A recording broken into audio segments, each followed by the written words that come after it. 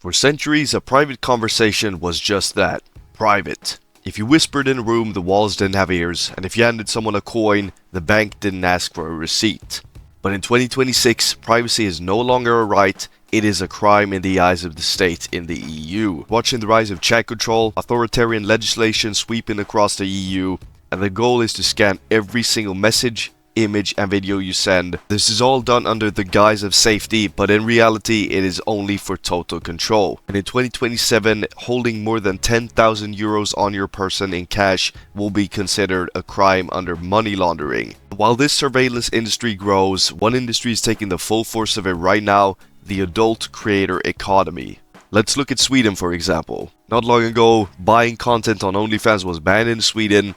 It was a decision made by the state to ban it, and it became classed the same as prostitution. Agencies generating millions in tax revenue saw their businesses evaporate overnight, and the friction became unbearable. If a customer wanted to buy something, they had to jump through hoops, you had to switch between OF and a messaging app, you had to jump between Telegram, Snapchat and OF to form a purchase, which completely destroyed the user experience.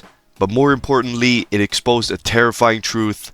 You do not own your business. You build your castle on a centralized platform like OF, or renting land from a landlord who can evict you without any notice. But it wasn't always like this. Less than 30 years ago, we had true economic freedom. We had cash. Cash was untraceable. If you wanted to buy a product, you handed over paper, you received the goods, and the $30 was still $30 after a number of transactions without any bank fees. Furthermore, there was no algorithm flagging you for suspicious activity. It was a free market in the purest sense. But we traded in that freedom for convenience. We moved to digital services like credit cards, and in doing so, we handed the keys to our lives over to Visa, MasterCard, and centralized tech giants. We have allowed them to build a digital prison around us. They decide what you can sell, they decide what you can buy, and in the EU we're slowly moving towards them deciding exactly what you can buy and ban purchases of things that do not fit their agenda. This is why we built QuickView. We're not just building a tool to help you sell more, we're building a tool that attacks centralization of sales. Our goal is only to make market dynamics from the 1900s again, but digitally.